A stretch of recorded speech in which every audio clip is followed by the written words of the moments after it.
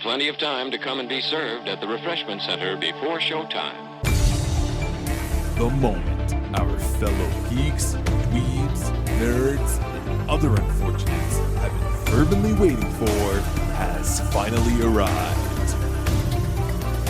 It's time for TMI, Confessionals of the Nerd Kind. And now, your hosts, Jeff Nerfherder Chandler, Jim Kaiju Baker, and Christina Yojimbo Henry. You can continue.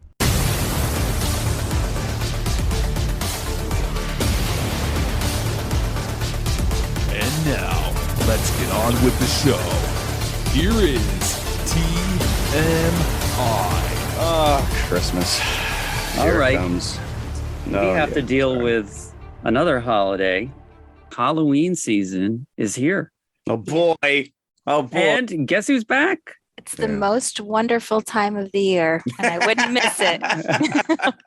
You cut short your vacation just for But you know what you did miss, Christina, was our Cat from Outer Space episode. I was sad about that. I listened to you guys talk about it. I had many things that I wanted to say you about should have the brought Cat to the from Outer table. Space. Yeah. But That was unfortunately, not the plan. Yeah. I had COVID. You were supposed to be a part of that. That was your choice. That was your pick. I know. Yeah. I would not have inflicted Cat from Outer Space on you guys without watching it. No, I thought it was actually, I don't think we crapped on it too much. Well, no, because it's fine. I'd seen it before. So. Oh, no, I have too. We just didn't have the personal connection to it. It's from that incredibly harmless era of Disney live action films, when like films were really made for families, Like Hocus Pocus. Kind of like Hocus Pocus. I watched it last night, by the way. I watch it every year. I've watched it every year since it came out. Yeah, my sister. It is probably one of my sister's top movies. I watched it last night, but we'll get there because that's not this week's episode. Yeah, never seen it myself. So. Yeah, never seen Hocus Pocus? I've seen bits and pieces of it. I saw it in the theater. Well, Hocus but Pocus. again, it was 93. So you are a little bit younger. I was already married and divorced for the first time. Yeah, but I think still 19 is probably a bit older than that demographic audience. It is. But if you grew up on that stuff, if you grew up on that Disney stuff, it was not a hit when it came out. It was like it became a cult classic. Yeah. So what's that? 2 weeks? So stay tuned a couple weeks from now for Hocus Pocus. That is part of our, we're already tipping our hands on this Halloween thing. Yeah. The whole month is going to be Halloween movies. Yeah, well, I'm skipping out on 1 week. I saw your choices. I knew that you wouldn't watch that movie. I've seen that movie. But you know what's great? This is Jim lives in a perfect world now. Where he's got two hosts that are completely opposite ends of the spectrum that he can lean into his likes. Yeah. And not have one person on the show just crap all over it. Yeah. So not that I would crap. I would watch it. That way I insidiously get my way. I love planting seeds and then seeing them come to fruition. I feel like you're kind of like Frank here in this Don't Worry, Darling movie. Are you starting a cult? Yeah. He has so many cult aspects. I can't wait to talk about that. Before we do, I know do you have news? I do have some news. I didn't know if we wanted to officially announce the two movies we're going to talk about and then get into news. So we already mentioned Don't Worry, Darling. Which is a stretch. We are easing into Halloween season with Don't Worry, Darling. There are some scary aspects, but we're really getting into it with our second feature. Which was my pick, and Jeff was cursing my name. Your ears are probably still ringing. Rosemary's Baby. Even out there in the West Coast. I thought this was actually a pretty brilliant pairing when all was said and done. Well, this seems to happen quite a bit with us where, it seems to be a good idea, but then you don't realize how good of an idea it is until you actually see both movies. I'll tell you that neither film gives women confidence in the institution of marriage. No. And one of them is not, we'll get it. The institution of marriage doesn't even exist in one of them. But. And I will say, Jim, you just mentioned you have never seen Hocus Pocus. I have never seen Rosemary's Baby. Oh, gosh. Why would I? I put this in the exact same category as The Exorcist and The Omen. I've always, all you got to do is show me that poster. Mm-hmm. And I'm like, I'm out. I don't want anything to do with this. So this is my first viewing ever. It's never sat well with me because I also stay away from, demonic possession movies just, because of my background. It just makes me extremely uncomfortable. And this is on the cusp. And it's still, I've seen it several times, but it makes me uncomfortable every single time. It's interesting. I mean, this is slightly interesting to me. I know we're getting ahead of ourselves a little bit, but you like Evil Dead. And Evil Dead is a possession movie. It's a possession movie, but it makes no attempt to give you an indication that this is in reality. It's like watching a Marvel movie or something else like that. I'm in fantasy land now. Something that tries to give you a hint of reality in that genre freaks me out. It's not even a fine line, really. I've got very convoluted ideas in my head. Don't we all? And when you're done with the news, I want to ask what previews you guys saw. Fantastic. Let's do it then. Okay. All right. So hot on the heels of last week's episode, we did Moon Age Daydream, I was so enjoying listening to Jim be excited about that movie. He was, I could have just kept my mouth shut the entire time and let him go. One of my friends was laughing that I was complaining about it being too loud, but it was damn loud. I'm sorry. All right. So anyways, apparently David Bowie's handwritten lyrics for Starman went up for auction and sold for $217,000. So that seems kind of little.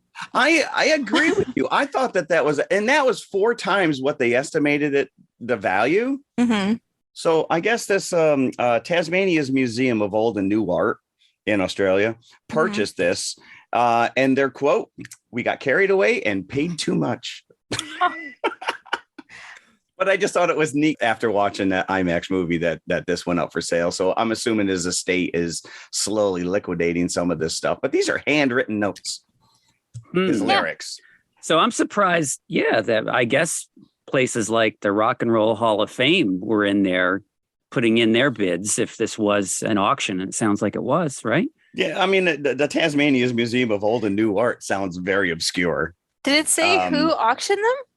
I don't have that, but it was in the UK somewhere. That I do know.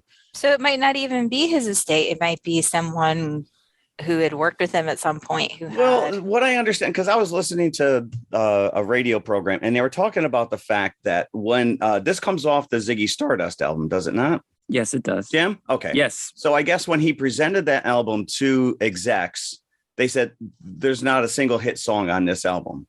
So he went out and wrote this song down in like a matter of a day and recorded it. And from what I understand, he used The Wizard of Oz, Somewhere Over the Rainbow, as his bridge. Yeah.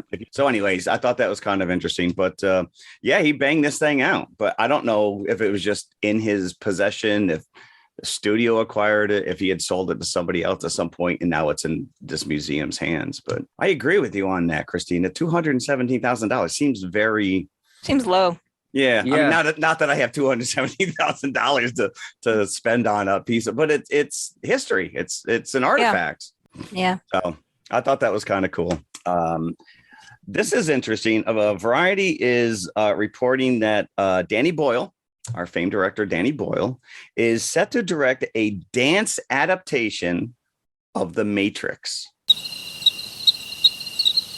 What? Is it the trilogy or the first movie? My thoughts exactly. Well, is there going to be a greased up rave scene? There may very well be, because so it's entitled Free Your Mind, and it's set for next October at the Factory International in Manchester. And the production is described as a large-scale immersive performance A large scale POS. Yeah. Combining the hip hop choreography of hundreds of dancers with the latest immersive design, taking audiences on a thrilling journey through the Matrix and into a new realm of possibilities. Are we sure this isn't a prank? Make of that what you will. It is not April 1st. I've corroborated this with numerous news sources. Danny Boyle. This sounds ill-advised and dubious immediately. Like I just came back from Vegas and we went to one of the Cirque du Soleil shows, and that's what I'm envisioning. Like you said, the rave in the sequel was just like, and not because I don't say this because it's a sacred cow. I just not at all. Who would want to see it? It's bizarre, but I thought that was interesting because it may or may not tie into our main feature. Oh, okay. So do you hear about this? Maybe this is on your list of things to talk about, but this movie by Robert Rodriguez and John Malkovich that's not going to be released in 100 years. Have you heard about this? Oh, no, I have not. You have not? I have not. All right. So let me bring it up here so I can, I thought that this would definitely be on your list of items. This is riveting, folks. Jim is Googling as we speak. I am Googling, so I'll get my facts straight. Breaking news. So Robert Rodriguez and John Malkovich actually wrote this thing in association with Louis XIII Cognac, who are doing this because they want to underline the point that really it takes 100 years to properly age a bottle of their cognac, have created a film. And I'm getting this off of grunge.com. That must be true. It must be true.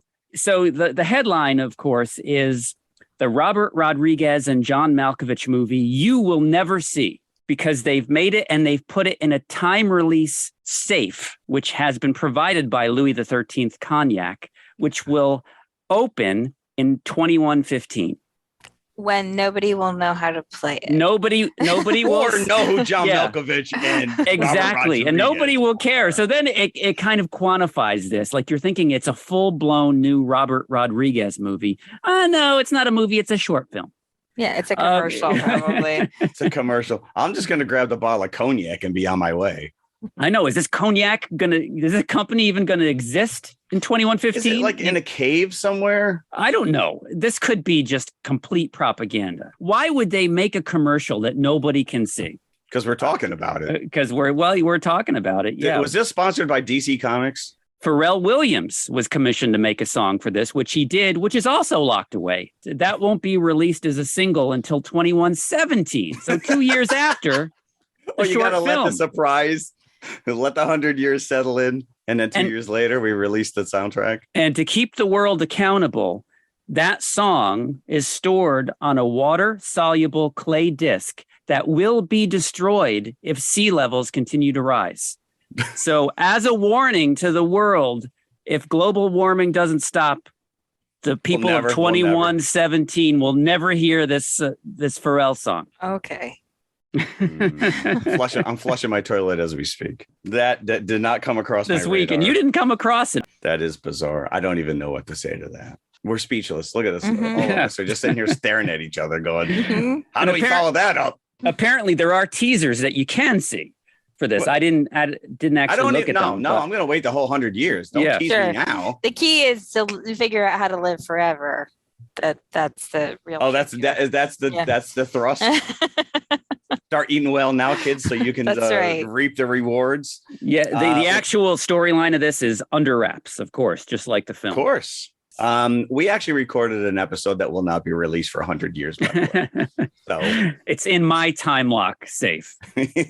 Which is where? All right. I put it on a jazz drive. No one will ever see it. Floppy disk? No, it's actually in a plastic box buried in the backyard. Oh, okay. Along with my pet ferret. Yeah. Okay. All right. That's all the news I have. Jim has thrown out his news. Christina. Yeah, been let's away talk for a some while. previews. Let's go previews. Yeah. Go ahead. What did you watch? Because I off the top of my head, I would have to hear you say it, and then I'll be like, yep, I saw that. So I've actually, the last couple times I've gone, I've actually taken out my phone and quickly typed in the title so I wouldn't forget. which is the key here, because you sometimes you see so many previews, you're like, what did I even see? We always walk home trying to remember what we saw. We saw the preview for Smile, which is a horror movie, a demonic possession movie. Looks good though. Oh, I didn't see the preview for that, but I've been seeing a photo on social media of the Smile, of this publicity stunt where they have somebody at a football game or at some kind of sporting event standing, smiling with a t-shirt that says Smile demonically at camera, like in the middle of the stands, and everybody else looking very uncomfortable sitting around this person. The photo is taken from pretty far away. So they may not even realize what this person is doing or why they're viral marketing going on. Yeah, it's getting great reviews actually. So I would like to try to get out and see that at some point this month. I saw a preview for Triangle of Sadness. Triangle of Sadness. I don't even know. You guys, this looks amazing because it's basically a movie about a bunch of extremely wealthy people on a yacht. And then there's like a tragedy and they end up on an island. And Gilligan's Island? It really seems like it's mocking rich people to the nth degree. And I love that because is this the one where they're going to a dinner and then it turns out to be a hunt for humans? That's the Menu with Ray Fiennes. Oh, the Ray Fiennes. This is that looks good. Woody Harrelson is in this. I do know what. Yes, I have seen it. I don't remember the name of it was, but yes, it looked like a Wes Anderson type of a. It's just looks like it's. You know what? Now that you bring it up, it does look a lot of. Yeah, Woody Harrelson plays a captain. Yes. Yes. No, I did see this. It looks very interesting. I forgot to mention it. Yep. And in the preview, the woman says to him, like, "We'd like to have the sails cleaned," and he's like, "Well, I can't do that because we don't have sails." And she's like, "But I would like to have you to have the sails cleaned." And then the guy next to him is clearly another employee. He's like, "Yep, we can do that. Like, no problem." And the whole message you see at the beginning is like all the employees basically saying whatever they ask for, the answer is yes. Do they hunt them at the end? Well, it looks like nothing good happens. Let's put it that way. I think this looks fantastic. So it could be two similar movies coming out within a short space of each other, because I'm talking about the Menu, which I have seen the trailer for. Yeah. I saw the preview for Knock at the Cabin. I want to talk about this for a second. This is the new M. Night Shyamalan. Shyamalan movie, which is based on a book by my friend Paul Tremblay, which you wouldn't know from the preview because you don't see Paul's name anywhere. It is based on his book, The Cabin at the End of the World, which is actually a much better title, in my opinion. Does it have a giant twist of an ending? It has a controversial ending. Okay, of course. Good. Yeah. Oh, good. Yeah. Yeah, the book has a controversial ending. I'm going to go see this because it's based on Paul's book and he's my friend and I already love his work.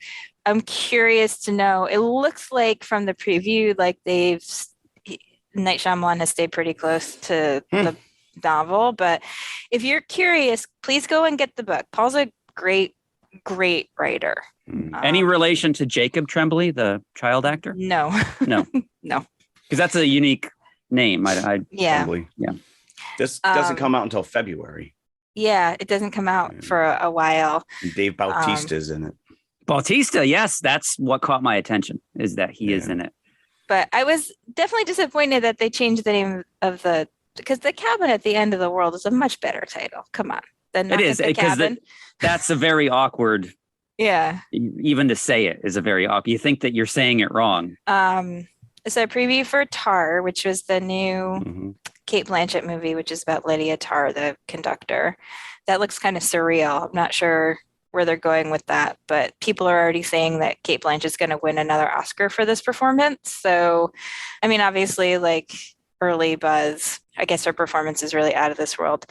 Got a little emotional because I saw the preview for I Want to Dance with Somebody, the Whitney Houston biopic. Are you a Whitney Houston fan?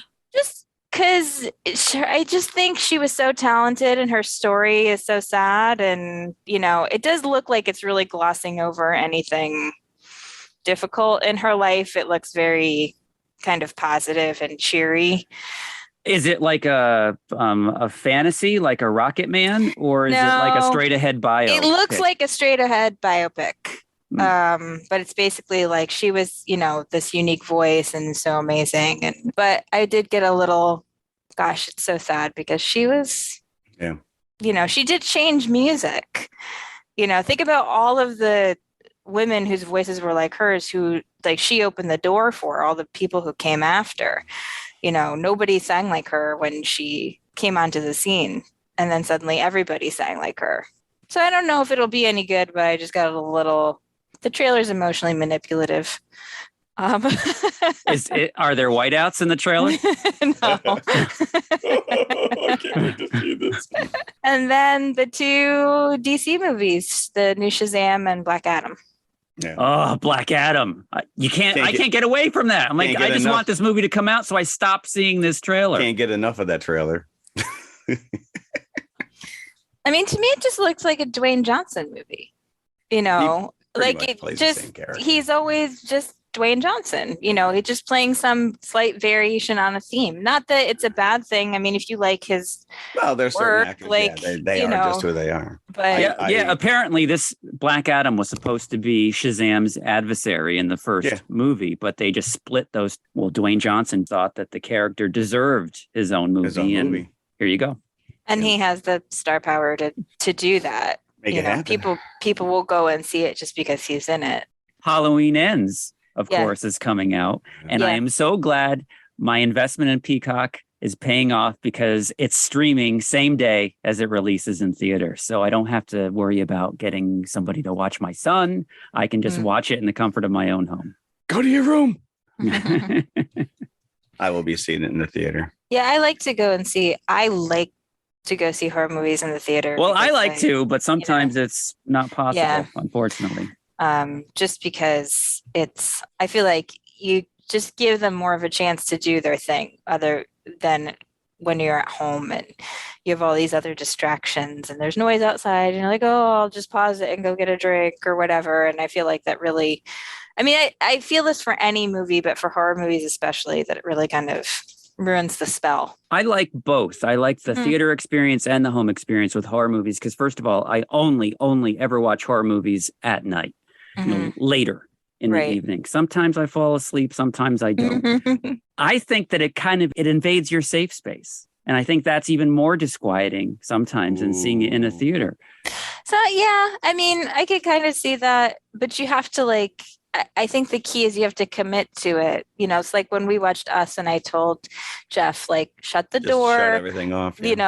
Shut your phone off, watch the movie, give it all of your attention, let it do what it needs to do. Because my son is 16 and he wants to watch these movies with us. So, it's so nice when you get to that point and you're like, yes, we can all go and see this movie together. Or we can all watch the movie together at home. And this month, we're just watching all these films with him that he's never seen that we grew up with. So we watched The Shining last week. We watched Rosemary's Baby this week. We're going to watch Near Dark.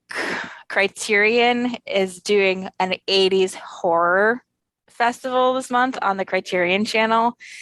And the lineup looks incredible. I might have Criterion on every day for the rest of the month. Mm-hmm. Cool. Wow. All right. Thank you for listening. Oh, wait. No. Don't worry, darling. Now, talk about trailers. Yeah. This has been teasing and tantalizing us for some time. The trailer is very striking for this. Yep. And I think sold us all. I don't want to speak for everybody, but I was very interested in the movie to see it. So see it, we did. Now, I want to start this. And, one of us usually needs to say this before we talk about a movie of this type. There are spoilers here. Ooh, we're going to spoil this. The plot is based around the twist that's coming. The whole movie is in your face. What is going on? It is building to a certain moment, and that's like 90% of the movie's effectiveness. So if you want to see this and not be spoiled, stop listening and come back after you highly see it. recommended. Don't listen to this if you have not seen it. Right. And I think to a certain extent, though, unfortunately for this movie, the expectation of the twist and the fact that modern audiences are kind of braced for these kinds of twists works against the film a little bit. It. Yeah. That's what this is about. It's a mystery as to what's happening. So if you're not invested in what happens at the end, then it kind of blows the movie for you. Well, I mean, it's a beautiful build-up. And I think it's fantastic build-up. And I think it's so stylishly directed. Yes. Yeah, I think it looks really gorgeous. The coordination of so many of the sequences, like all the guys pulling out of the driveway at the same time, the set, symmetry going the way on. the sets look, the art direction, the costumes. I just think colors, it's all like so beautiful. I think I'd like to know what you thought was happening, because I had an idea in my head of what I thought was happening. When we were in the movie, I thought that it was kind of like The Village. Yes. You know? I immediately thought Village. Jeff, do you go first, please? Mm-hmm. As far as what? She just said it. Yeah. I thought it was like The Village. I thought it was like that it was physically isolated. I assumed that if not all the wives, at least some of the wives were being drugged so that, and so that they would stay there. You definitely get a Stepford Wives vibe from this. But it's just, I just kind of went with it. Florence Pugh, she's phenomenal. Yeah. She is. And that's not a surprise to me though. Yelena, come on. She's fast becoming one of my favorite MCU characters. So I expect greatness from her. So she better not let me down.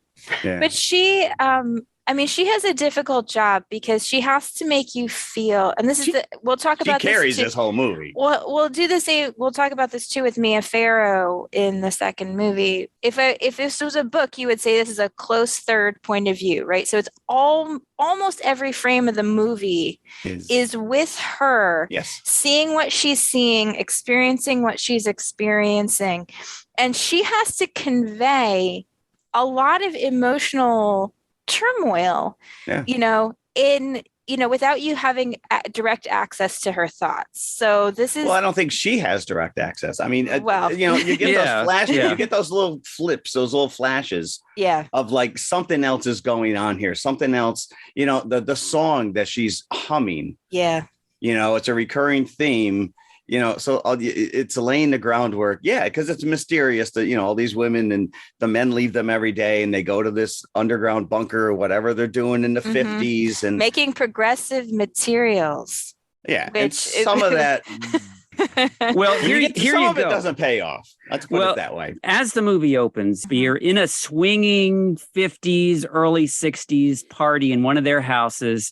And again, this community seems to be set off in the middle of the desert somewhere, apart from society. Now, the clue is, and again, I'm going to take one of your phrases, Christina, where you always say, what's going on because you make the sausage. I think that now we've seen enough movies where you kind of get an idea of what's going on. They never have a year that pops up at the beginning of the movie, like 1965.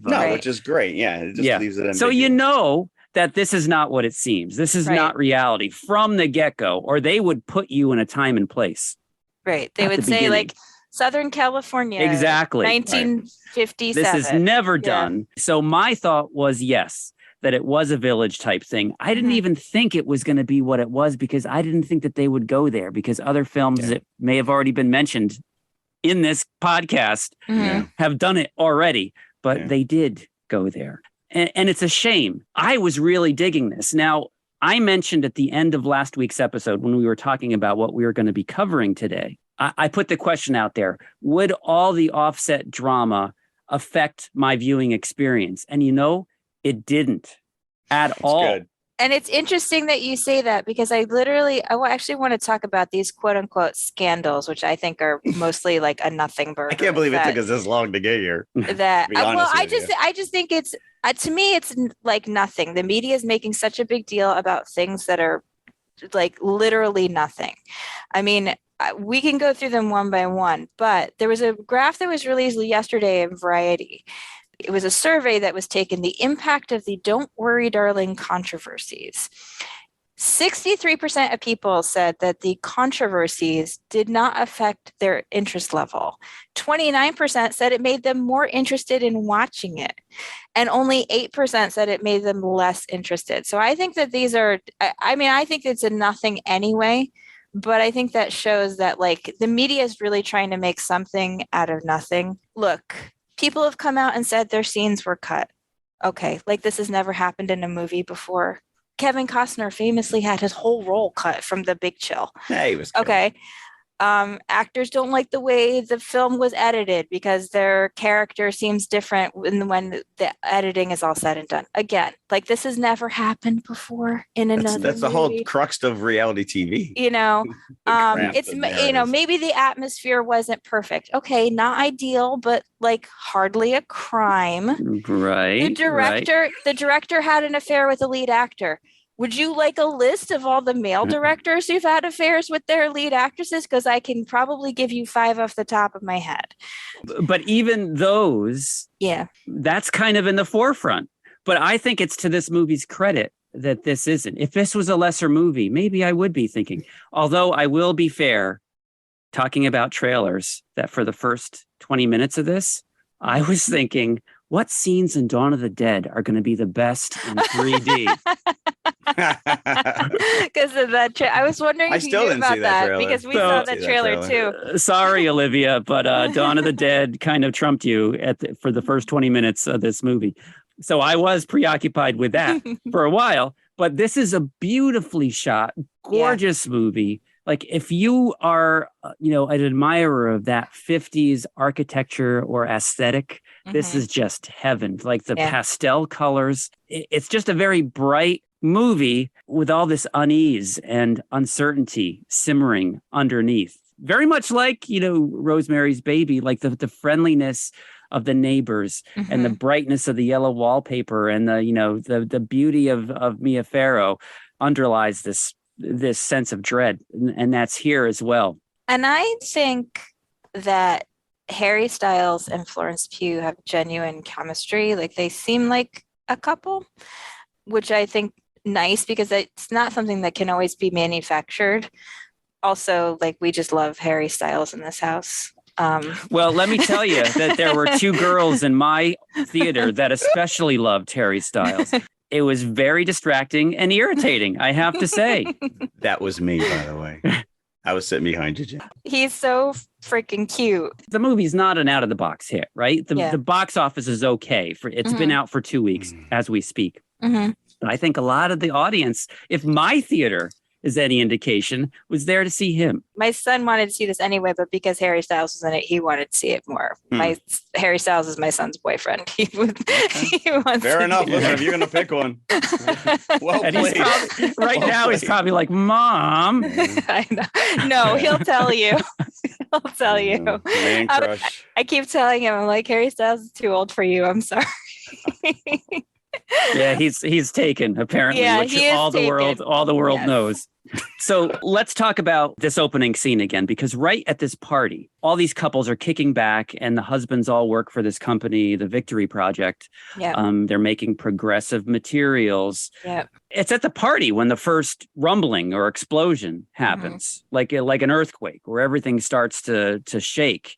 And so your head immediately goes to, well, they're making weapons. They're blowing things up underground, which never really kind of comes to fruition. No, it's a setup that just goes nowhere. My impression after the reveal is that it's like a glitch that happens or it's background noise to add veracity to the fake world. That was my take. Or it's a red herring, for the viewer. Well, I guess it was, because every time it went off later, it happened when the ladies are all around. Well, boys are working again because the men leave every day. Yeah. And we find out later why they leave.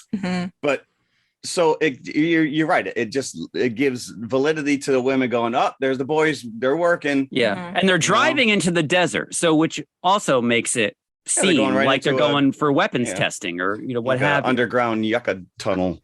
You mentioned Chris Pine and like the cult. This is interesting because just coincidentally, we've been doing a lot of cult study as part of a homeschool project that my son is doing. And Chris Pine's character actually uses a lot of cult techniques that are specific techniques. So like the eye contact, the intense eye contact, repetition, where he's like repeating sort of same phrases over and over, the shared purpose, right? Which you really get the sense of when they have the gathering at Frank's house. And he's like, what are we doing? You know, we're changing the world. And they're all like, we're changing the world. You know, it's like an amen like from the mantra, congregation. Yeah. He does this kind of word salad thing where he says a lot of things that sound profound, but don't necessarily mean anything. And it's very clear too, because all the women are listening to his radio broadcast in the house, which is insane.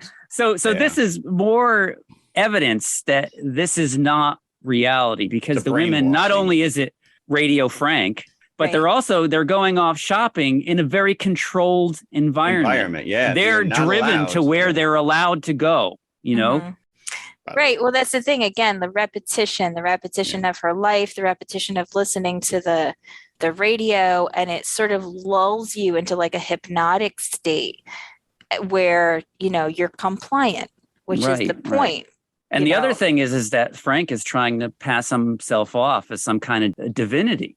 Yes. Yeah. Yes. Again, a cult leader here. Yeah. That he's the savior, right? He's the one who knows the one true way. And if you just follow him, then you too can achieve his level of and the fact transcendent bliss. The part of the movie that really stuck with me is when Nick Kroll's character like snaps at the new guy. You're lucky, you know, that you're even here, you know, much less talk to Frank.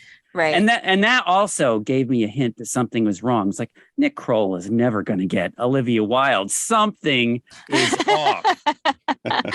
Well, except it does turn out that she's like possibly the only one who's chosen to which raises more questions. Yeah. Like, how is he related to her? And well, we'll get there. One of the things too that, again, sort of the point of view, and it really struck me that this was a female directed movie, especially during the burlesque scene with Dita Von Teese, because I feel like a male director would have showed you the whole striptease, but instead, because Olivia Wilde is directing, she's showing you the women looking at the men, which is the point of view of a woman to see men looking, you know, not the point of view of the male gaze. And it really, really struck me because she shows just a little bit of the beginning of the striptease and a little bit of the end.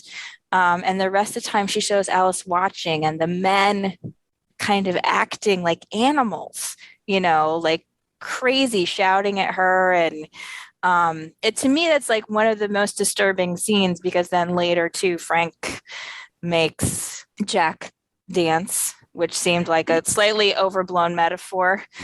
Right. So this is interesting, because I think that striptease thing, because obviously while it was happening, I was like, okay, is this woman going to be killed because she knows too much now? But, you know, after you realize what's happening, it's not even a question anymore. But I think it's a way of Frank showing his control, not only of the men, but of the women. Like, I can make this happen, you know, regardless of what you think about it, you know? Yes. But also the dance thing that Frank, I think, is completely as a way to get to Alice. Yes. Promotes Jack. So now he's completely invested in this victory project where Alice was wanting to get out of it. Now there's no escape for Jack. Making him dance, he seems like a puppet on a string. A puppet, yeah. Yes. Very much so. Like he is doing this, like it's a scene out of The Red Shoes where he can't control it. Like, you know, and I think that's what's happening. Right. And if he wants to stay in, and Jack does want to stay in, then he's got to do what Frank says. Yeah. You know, and it does seem, though, like it's more about scoring points off of Alice. Yeah. Because it seems like Frank is really trying to needle her until But then I'm thinking, well, why can't he just pull a Margaret on Alice if that's so important? But it's one of the unanswered questions. I think he enjoys. He's obviously a malignant narcissist, a sociopath. And I think that he enjoys the process of watching her break down. You know, he enjoys seeing her feel powerless. And it's a way to exert control, to try to defeat her, to try to break her. I guess, I can see that. But so as we're going through the movie, and we're not told yet what's going on, we're trying to figure it out on our own. There's this character of Margaret who has beaten Alice to, knowing that something is wrong, that there's a glitch here, that something isn't right. She led her son into the desert, who was about 10 years old. The son disappeared. The wives or the husbands don't know what happened to the son. Margaret comes back and she is blamed for going crazy. A lot of this is Alice kind of feeding in to what's happening to Margaret. She sees Margaret's husband, Ted, trying to feed her pills and not taking it. So she knows that something upsetting is happening to Margaret and nobody else wants to admit. Yeah, they're downplaying it. They're telling her, no, she's lost her mind. But that's also, they're strictly forbidden to leave the town. They can't go out past a certain point. Yep. So by Margaret doing that with her kid, broke the rules. And all of her friends abandoned her. Because they don't want to know that there's something wrong going on, or they can't know that there's something wrong going on. They're not at that point yet where Alice is. And Alice is seeing visions of Margaret leading her son out into the desert, who's trailing this toy red plane behind him. And she sees Margaret clutching the plane. So a little bit later, when she's on the trolley by herself, she says, I don't really want to go shopping. I just want to get some fresh air. She sees an actual red plane. Mm-hmm. Well, maybe not so actual. Right. Crashing.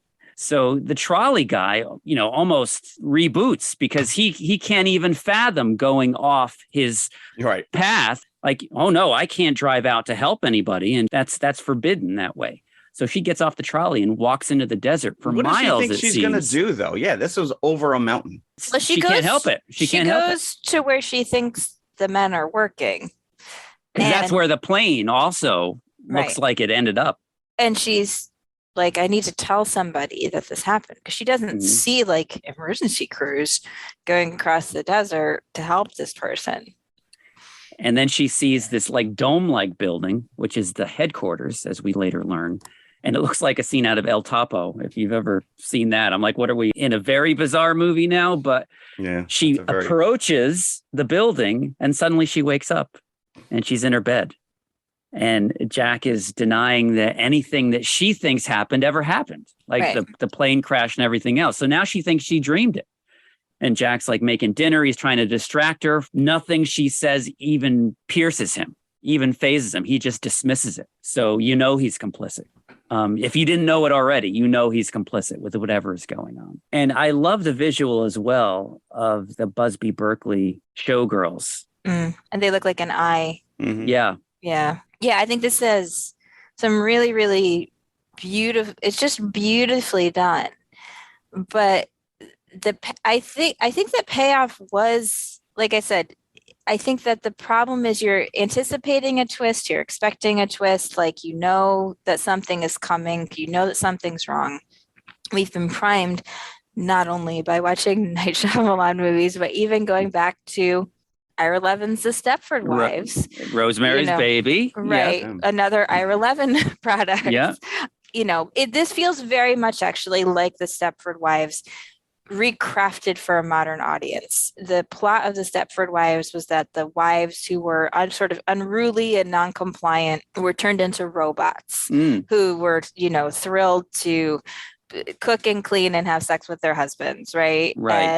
And the plot of this is, and there's a big reveal here. If you haven't watched this movie, spoiler. If you're still listening, we warned you. We warned you. It's your own fault from this point on. The big reveal is that the women they're in a virtual world. All of the women, Alice is drugged and tied down, and she finds out from Bunny, who's their next door neighbor, that all of the women are like this. None of the women are there voluntarily. So it's the Victory Project is giving these pathetic men wives. Yes. Or in a simulated reality where they would never and then going back to Nick Kroll and Olivia Wilde, where these women would never look at them. In Jack's case, he was actually Alice's boyfriend, but it looked like from their flashbacks that they were on the outs, and Jack did something out of desperation here to keep her. That's the thing that really struck me. It just made me furious in the flashbacks when you get to their real life. She's a doctor. Right. So obviously she's brilliant. She's very hardworking. You know, she's just come off a 30-hour shift. She comes home. There's no dinner. I'm hungry. I'm hungry, he says. I haven't eaten all day. He hasn't made dinner for her. The sink is full of dirty dishes. He hasn't washed his hair in quite some time. Nothing's been done. There's no hot water because he didn't call the guy. Right. But when they're in his fantasy, she's cleaned everything. Dinner is made. But that's all their fantasies. This is all concocted by Frank. This is the reveal at the end that Jack is not this super suave guy. And it's funny because as the camera pulls back in when they're showing his reality at the end, and he's this greasy guy with long unkempt hair that stays home all day and looks at his computer while she is out not working. Clean skin. He's got zits, working 30-hour shifts. She's out there paying the rent, doing whatever. It pans back at him. It pans back from him looking at the computer, and you see a movie poster of From Russia with Love. So when he's in the simulation, he's British because he's American in reality, dressed like James Bond. So that is his fantasy. Yeah. Yeah. You know, like I said, this is just a sort of a modern twist because what they've done instead of turning their wives into robots, they're like mind controlling them, right? And drugging them so that they're in this virtual reality, basically acting like robots, just like in Stepford Wives. And the interesting thing, I think the thing that does give this a little flavor of reality is that he has been indoctrinated by YouTube. You know, that he's basically been listening to Frank, watching his channel, watching this guy talk about how things were so much better when men were in charge and women were submissive. And Frank is basically reaching out to guys like him, right? The incel community, as they call them. And now this is where the reveal kind of falls apart. If you're like practically minded, like I am, you're like, okay, how does this work? Because Jack says to her, I've been working every day to keep us here. Like where at Dairy Queen, or does he work for Frank? See, because this is where I have questions. And I would think that you'd have to pay like $1 million a week to be in this place. And so if he had $1 million, he wouldn't need to be in this place. Yes. So I'm like, because you would think if this existed, there would be men lining up to be a part of this. So this is where it fell apart because I was completely invested in this until the reveal. And I would have liked it if it was a bit more ambiguous rather than on the nose. But, you know, that's here nor there. Yeah. But, you know, Christina, you brought up the village before, which is at the end, you're like, they're in modern times the whole time kind of a thing. Here, it's like, wait, they're in a matrix, but they're not plugged into a system. They're just laying on their bed with some kind of eye contraption. So when the men, so you're telling me the men leave every day, they leave the matrix. Yeah, they have to. They leave the matrix and they go out and they work.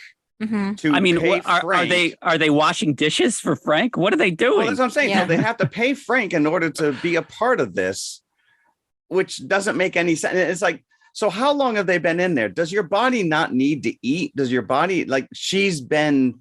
they show him like giving her water. Like he's keeping her... Well, I did see that at one point, right? Yeah. He's keeping her alive.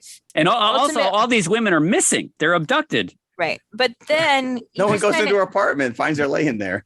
You just kind of get to the point where you're like, this guy... He kidnapped her, you know. He kidnapped her. But it doesn't. But Frank's motivation doesn't make any sense. Like, what's the end game? Oh, for Frank, I mean, he's just like any cult leader. You know, he wants to exert control. He wants to know. But he's created this brilliant program that you can live in. Yeah, you would think that you'd be able to. You would be the next Steve Jobs. You would be like, this is it'd be Westworld. Except that except that his philosophy would be so repugnant to the majority of people. Well, obviously you still have people right there, like, but he's like fringe. He's like fringe on, you know, that you got to find him on some YouTube channel or in the dark web. Right. But it just, I don't know. So what about the trolley driver? Is the trolley driver a construct? Is he an AI, or is he an actual person that decided he wants to be a trolley driver? I mean, I think that this is a movie that's more about feeling than specifics. You know, I think. But you lay it out there, so I got to ask the questions. You know, all the goons in red. There was a lot of red motifs going on, and I was trying to piece those together. They really went nowhere. And at the end, they're chasing her back up to headquarters, and I'm like, are these guys like Agent Smith in the Matrix? Are they like part of the program to keep them there, or are they actually real people? I think that Frank, in reality, knows the guy from Invisible Man with the invisible suit. And they say to each other, hey, your makes no sense. Neither does yours. Let's hang out. And there you go. And then Frank's wife stabs him, so she knows what's going on. Yeah. Knowing that he's going to die, but now she can't get out of this program. So that's interesting to me, Shelley, his wife. So it seems that she is completely aware of what's going on. As was Bonnie. Because she is also kind of very dictatorial over the girls, you know, because she's the dance instructor. She's very mean. She's very rigid. But yet she stabs Frank and says, what did she say? It's my turn now? Yeah. Was she also under his control, or does this mean she's taking over the simulation? Is she going to turn it around? It's kind of muddled. I think it's okay not to know that. Yeah. I mean, for me, anyway, it does leave a lot of questions. You know, I mean, I think, as you guys know, I like to walk away still thinking about the movie and still thinking about the questions. Oh, yes. Yes, you and your ambiguous endings. Yeah. Yeah, well, this is... But unfortunately, a lot of this it's kind of really spelled out for you, which is kind of its downfall. I like the ambiguous nature of certain things. Well, let's talk about Bunny, Olivia Wilde, that we alluded to before, because she says that because she is the most argumentative with Alice previously to not question. This is a wonderland. Don't dare question it. You know, they go out to work hard for us every day. And why are you saying? She had her own motives, though, because she said she lost kids, and now she wants to be here because she can have her kids back. So does this go back to Margaret, which the kids don't exist? The kids are just a construct of this matrix, for lack of a better word. So Margaret took him out in the desert, and he went beyond his program, and it just disappeared. Well, she says, like at one point, Bunny says, you know, Peg, who's always pregnant. You know, Peg is always pregnant. She never has a baby. She can't have a baby. Yeah.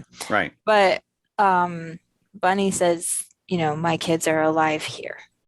Yeah. So it just implies that something horrible happened to her real children. Either, you know, they were taken away from her for whatever reason, or they died tragically. And she's in this world because she just doesn't want to let go of her kids, which is incredibly sad, you know, that she's sort of submitting to this. If you're willing to buy into this and sit around drinking margaritas and martinis all day, and all you got to do is cook dinner for your man and have sex with him, which apparently they all have a lot of it.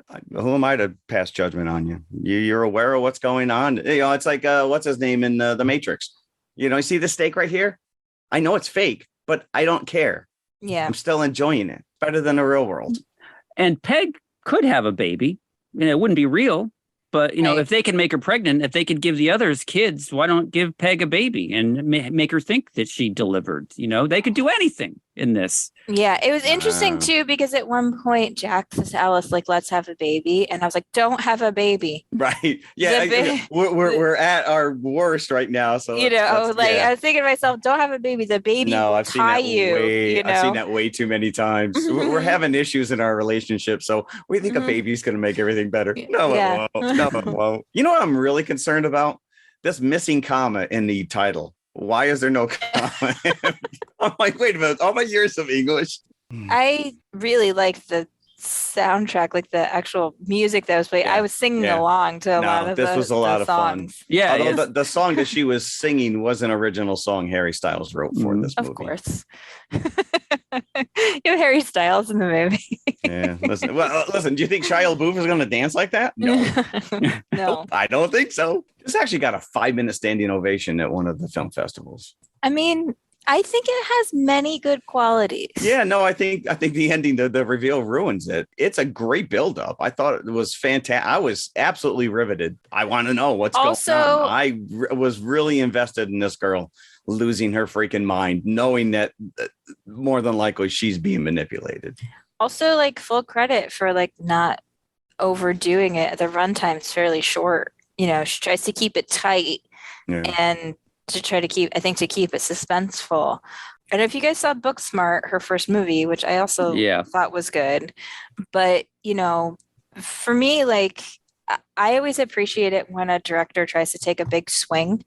I've said this about Jordan Peele before. I've said this about other people. I just like it. You know, she's out there trying to make something that's like not a franchise film, you know, just trying to like do something that's a little different than everything else. And like, does every aspect of it work? No, but I appreciate the effort for sure. Yeah. We're actually going to circle back to that when we get to our what else have we done this week, by the way. My favorite scene in the movie is just the back and forth between, I think, the two best actors in the movie, Chris Pine and Florence Pugh, the dinner scene. Where she's accusing him of controlling everyone because she plays along to get everybody to the dinner table that night. Like she pretends that she's fine now. You know, that was just a passing phase. This is after she's been she's gonna trap him and she's gonna lay it on him. But he is so slimy and conniving that he reverses it on her. So he makes her seem crazy. I love that scene. It is so tense. But again, that whole scene, you know, like he's like, I've been waiting for someone like you to challenge me. But like nothing really comes of that. He doesn't really want her to challenge him. He has the power and he knows he has the power. He knows that she's powerless. And this is what I mean when it's so much like cult techniques, coercive control. And, you know, he uses a lot of things. They're called thought terminating cliches.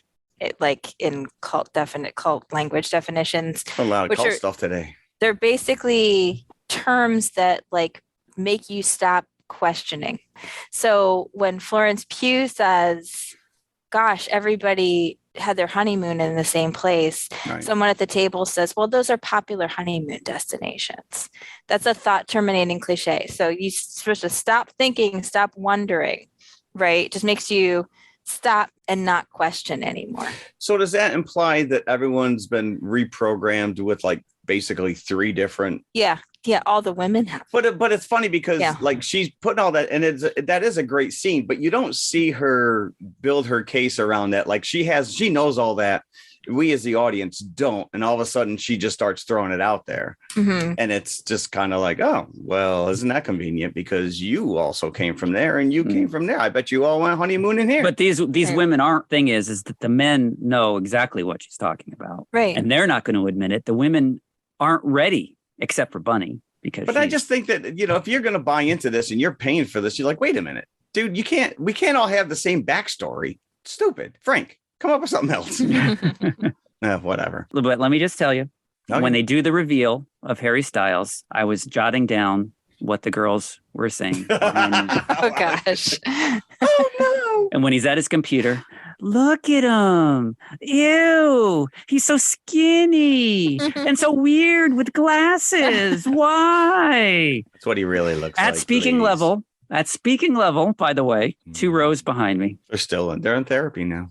And the other weird thing was that it was kind of explained away. Oh, if you kill him, he's dead in the real world. Yeah, because she kills him. That's the one thing we didn't even bring up yet. Yeah, it's a Freddy Krueger kind of a deal where if you die in your dream, you die in the real world. I mean, it's accidental. She doesn't mean to kill him. She's trying to get away from him. He's holding her.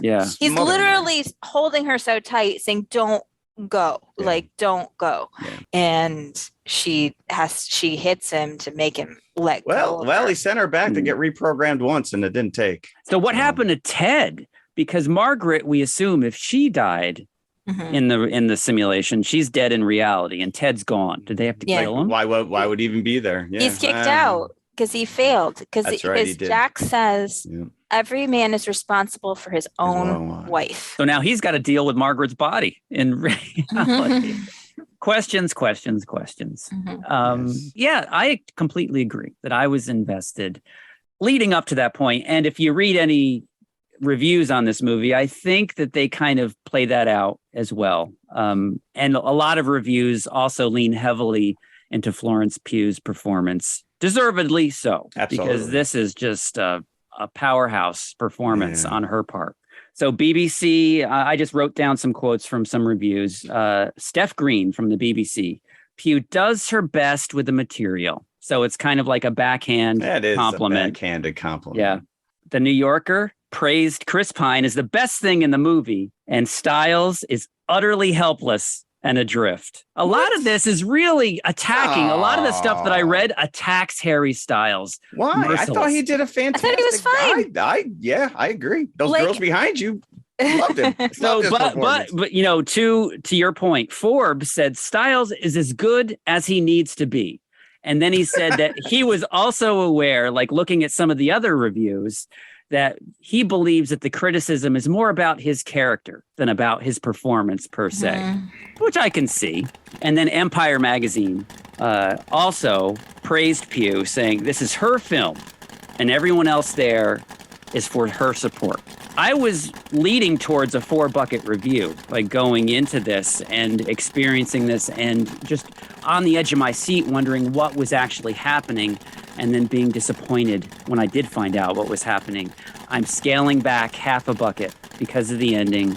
I am going 3.5 buckets with this one. I'm going to say same. I liked it a lot. I feel like I've been thinking about it on and off since I saw it, which means that it made an impression. And, you know, I think people are just being unfair to Harry Styles. His character's supposed to be, you know, charming and good looking and keep his wife distracted, right? That's literally his part. You know, one thing I read specifically was the scene where he breaks down in the car. That was a little bit overboard, where he's no, but I'll defend that, because this guy, again, he truly, you know, you go back to the reality and you see that, you know, the wife is, you know, she's a doctor, she's working around the clock. He's a schlub, but he loves her. He apparently loves her to the point where he did this so he didn't lose her. So this is a make or break for him, for him to basically say she's not going to play along anymore, and now I have to send her away. These guys dragged her out of the car. Right, that's not love. That's if you love somebody, he loves an idea. So he was loving playing the video game. He was loving the game. Yeah. He got to be whoever he wanted to be. His wife was waiting for him when he got home, kind of a thing. Still, it's I'm not going to take that away from him. Yeah. I'm going to give it 3, though. I'm going to give it 3. I thought Pugh, fantastic job. Yep. Again, everything that we've praised about this, visually, the setup, the tension as it ratchets up, it just doesn't pay off. It does kind of fall apart in the 4th act. But beautiful. And it's definitely worth a watch. Yeah. So I would recommend going to see it now that we've spoiled the heck out of it. Hopefully you have seen it now listening to this. Okay, so let's leave the simulation and go into a very uncomfortable reality. Let's go to the concession stand and we'll be back for Rosemary's Baby. Can I go back to Victory? You've already watched it, Jeff. Doesn't mean I want to talk about it. Make Halloween fun with one-stop shopping at Woolworth or Woolco for your Halloween needs. Costumes from $1.83 to $3.99, like $6 Million Man, Bionic Woman, superheroes, Batman, Superman, Spider-Man, and a new favorite for girls, Holly Hobby. You can get wrapped candies of every kind, bubblegum, lollipops, fun-size candy bars. Get this Halloween record, sounds to make you shiver, just $1.89. Make Halloween fun and easy. Make just one stop at Woolworth or Woolco. Okay, we're back, and we are talking Rosemary's Baby. We are definitely entering into October country here with this one. And this was my suggestion because of the... sadomasochistic. No. You're a cult leader? Because I sensed that the husband was untrustworthy and just from the trailers. From the trailers. And I said, this is the ultimate untrustworthy husband film. I forgot how untrustworthy this guy was because I thought Cassavetes, because I haven't seen this in years and years and years, probably since before my son was born. And I remembered him for some reason having a much smaller part, that he was duplicitous, but it was like he just kind of opened the door and let everybody else come in. That's not the case. No. If you pay attention, he's an active participant. This is the benefit of watching a movie several times, is that you may not catch this stuff first viewing, but if you're aware of what's happening and you're looking for that during the course of the film, you see all this evidence that he is the ringleader of this thing, that none of this is possible without him. Yep. And Jeff, before we go forward, I want to talk about this for a second. So you'd never seen this. I have never seen this. I have actively avoided it. And I think, this is just me, I think there's only like 2 outright scary scenes in this film. I think this is and the one I hope that you're going to talk about. But I don't think this is like, this is more unsettling. This isn't like this, I will say. Yeah. All my kicking and screaming as you dragged me to go watch this. And when I finally sat down, and I did have the Criterion. Yeah. So did I. They had this at my library. It was beautiful to look at. My wife left the house and I cursed you. And I sat down and I watched this, and it is not what I expected. No, it's not. It's not understated. at all. Like I said, it is.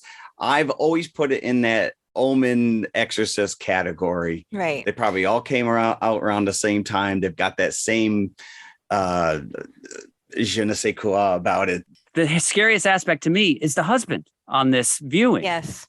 The trust that's not betrayed. So this really started that kind of subgenre of, satanic possession, satanic adjacent type movies. I think, The Exorcist is kind of the best known of these, and The Exorcist is one of the reasons why The Exorcist is so well known, is because of the extremely gruesome scenes at the end with Linda Blair. So if people think about possession type films, they're thinking of Linda Blair with green makeup, puking pea soup and, saying curses and all this kind of stuff. So this is not that. This is very, very understated. It's a slow burn. For this, I actually listened to the audiobook, which is read by Mia Farrow, which is really nice. Does she sing the lullaby at the beginning of the audio? Sing the lullaby. Because that actually lulls you into a very deep sense of dread, because that's like a spooky carnival kind of a thing with a harpsichord in the background. And it's like, I think Alice Cooper completely ripped this off on the Welcome to My Nightmare album. The book, when Ira Levin wrote this book, he was sort of looking for something where he just wanted his heroine to, he said, my unfortunate heroine had to be impregnated either by an extraterrestrial or the devil. E.T.s had already fathered children in The Midwich Cuckoos, a novel by John Wyndham, and though that book had dealt with several children, I felt that I was stuck with Satan. Even consider Bigfoot? So he said he read up on witchcraft, and then he anchored the story in Manhattan to make it feel believable. But he feels responsible because there was this kind of wave of like satanic type storylines that came out after this book. And because it's a hit. That's, right. Par for the course with anything that hits. It's like Benchley writing Jaws. And he's like, crap. It's like what I did. Look what I started. The slew of sci-fi that came out after Star Wars. Listen, sure. But because it had been a long time since I'd read the book, listening to the book this week, the audiobook's only 6 hours long. So this book is tiny. It's very slim. The film follows this book so closely. Whole scenes of dialogue, even the descriptions of the way Ira Levin wrote a scene, that is exactly how Polanski would shoot the scene. Exactly. Like the scene at the end where Dr. Saperstein comes into the office with her husband, with Guy, after Dr. Hill has betrayed her. In the book, Dr. Saperstein says, like, you don't want to go to the mental hospital, do you? It's like the exact line of dialogue he says in the film. And Ira Levin describes him as taking her arm and Guy holding her elbow. And that's exactly what happens in the scene, the way they shot it.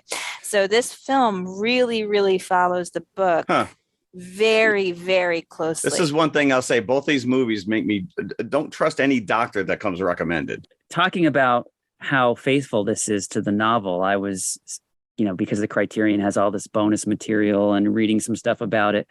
It was one of the producers, Robert Evans or Castle or somebody, said that he didn't think that Polanski had yet adapted somebody else's material like this. So he didn't know that he could go off on his own. And he thinks that's why he was so faithful to the novel, because he felt he had to.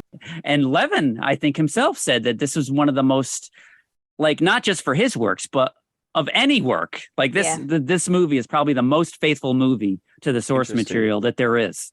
And if you read it or listen to it, it's very, very close, extremely close. One thing, going back to how untrustworthy Guy is, there is a line in the book that's not in the movie where Rosemary says at the beginning that Guy is a marvelous liar. And she means it as a compliment. Because he's an actor. He's an actor. Right. And because it's in the context of them getting out of a lease so that they could take this apartment that she wanted. And he comes up with this story, and then she says, "Oh, you're such he's such a marvelous liar." And of course he is a marvelous liar. Yeah. And it's not a leap. It's not a leap to think that he is so untrustworthy, because it's established that he is very materialistic. He's very money-minded, because everything he comments on is, this costs money, this costs money. Yeah. He's watching the TV for his own commercial to gloat in it. So it's not a leap that he would sell out anything that he supposedly loves for his own success. Okay, because that's what I took away from this, that this guy basically sold his soul to the devil for his career. But even worse, he sold his wife's soul. He sold his wife. Yeah. Her womb, he rented it out. Yes. And and at the end, he justifies it, saying, well, they told me you wouldn't be hurt, and you haven't been, have you? Not really. Yeah, no, I'm mentally... Sure, I was raped by Satan, but no. Right. I'm good. I'm getting all these visions of bricklayers and nuns, but otherwise I'm fine. And I got this horrible haircut. Thank you very much. What's up with that haircut? I don't think it looks bad. I think she looks beautiful. Are you kidding me? I'm busting it. I know it's a world famous Vidal Sassoon came in and cut her hair. I think it's interesting too, because in the book she says she went to Vidal Sassoon to get the haircut. He did do the cut. He did it on set. Yeah.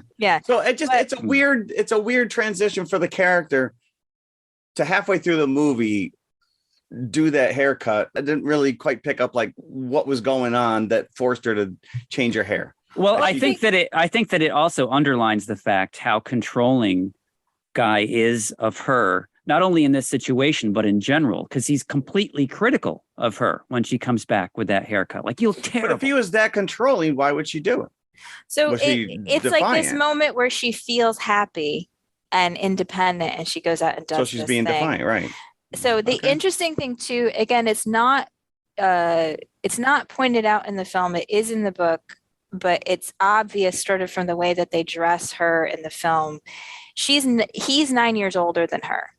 So this is a power dynamic that's sort of already aggravated by the very traditional gender roles that were in place at the time. And oh my gosh, does this mirror reality at that time for Mia Farrow?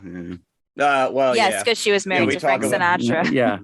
Okay. And he was 30 years older than her, and he chairman of the board. And actually, have you guys ever listened to the podcast You Must Remember This by any chance? It's a film history podcast. You should listen to it. It's fantastic. She actually, Karina Longworth is the host. She did 2 episodes on Mia Farrow in the 60s, and she talks about Mia's relationship with Frank Sinatra and also a little bit of what happened on the set of Rosemary's Baby. Apparently, John Cassavetes was always arguing with Roman Polanski about the way the film should be shot. And of course, Cassavetes was the director himself later. So go direct your own movie then. Leave my movie alone. But Mia Farrow, I think she's radiantly beautiful in this. But she was mocked for her looks because when she first became famous, and one of the quotes from a critic, is it a haircut or just in general? One of the quotes from a critic was that she wasn't one thing or the other. In other words, that she looked too androgynous, even when she had long hair. But to me, at the beginning, when she has that sort of bobbed haircut, she looks very girlish and innocent. But then when they cut her hair, it makes her look so fragile. Her eyes are enormous in her face. And I think the side effect of the haircut is that it actually makes her look more vulnerable as the movie goes on. Right. Just visually, her eyes look huge. Her face is so drawn and her hair is cut so close to her head. So you really see her face and sort of like how pale and like wan she looks. As the movie goes on, she does wear down. Yeah. You do see that. Yeah. She just became synonymous with that look, with that pixie cut look. Yeah. Well, her and Twiggy, I think, they co-held the honors on the most famous pixie cuts. But so much so that watching it this time, I assumed that it was a wig she was wearing at the beginning. And then she just took it off for her real hair. But just like you said, reading some of the backstories, they actually cut it halfway through the filming. That's weird. Yeah. The other thing is like the thing that people have to remember watching this film, set in 1965, at the end when it seems like she's going in circles and she's trying to find somebody to help her, she was really tied to her husband in a way that women today are not. Yes, she technically could get a divorce, but like a woman couldn't open a bank account without having it like being co-signed by a man, either her husband or her father or her brother. She couldn't get a credit card without being represented by a man. She couldn't take out a mortgage without being represented by a man. She needed and this was mid-60s. Right.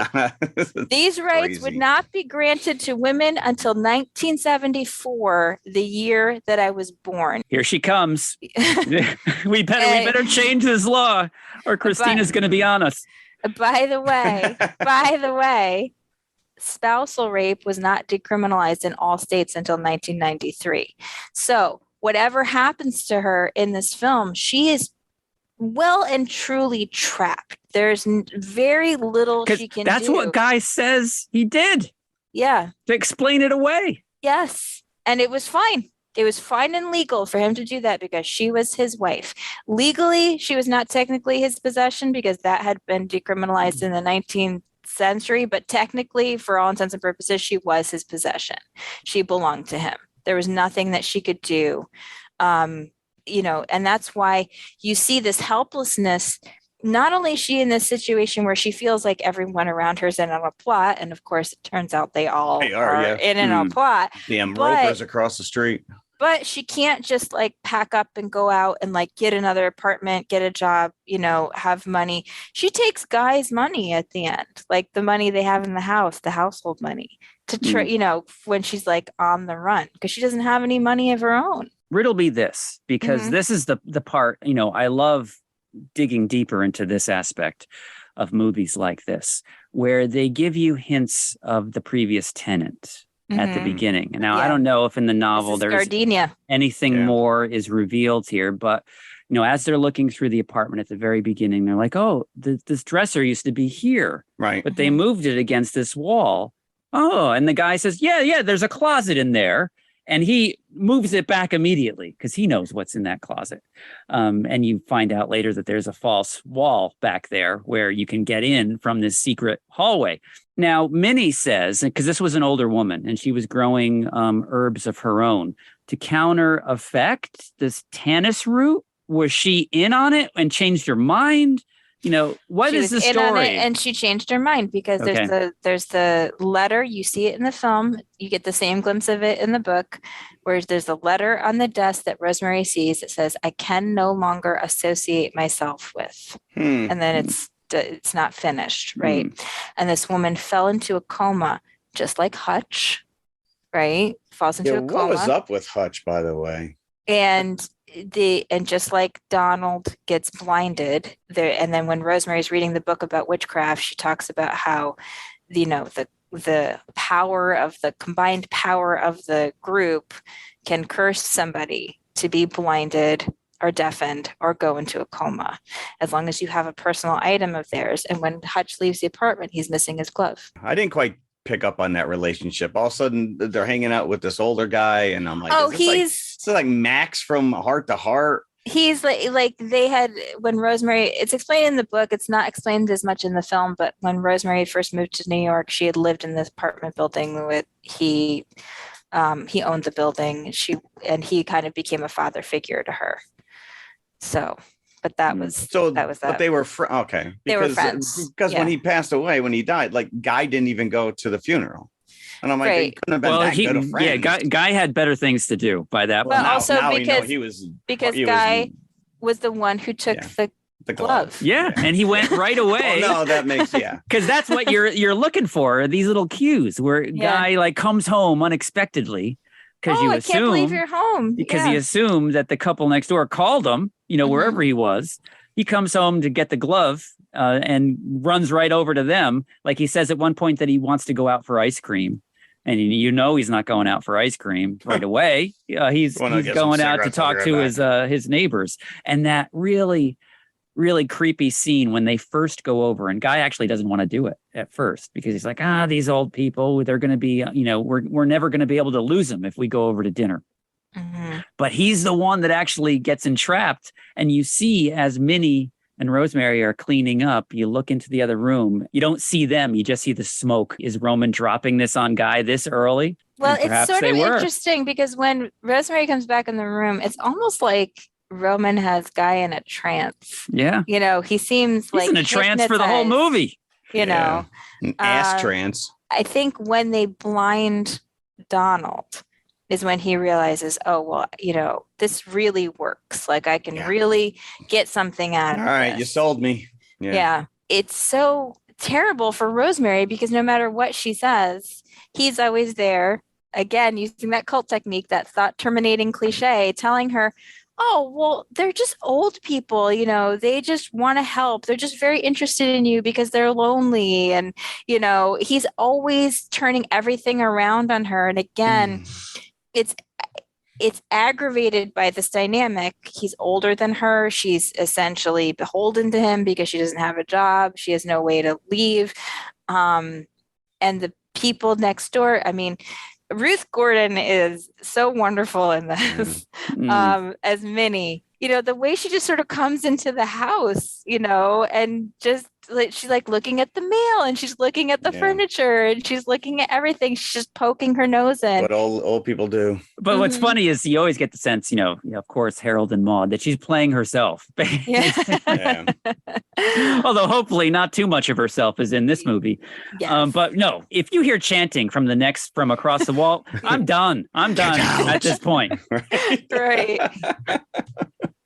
Well, my son was watching this with me, and of course he'd never seen it before, and he's like, "Nope, I'm out." And I'm like, "Nope." They're stuck. They decided to leave. They're in this apartment. I'm breaking that lease. Sue me.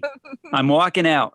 And then, Terry, the poor girl, when Minnie and Roman walk up to the terrible, accident scene of her sprawled out on the.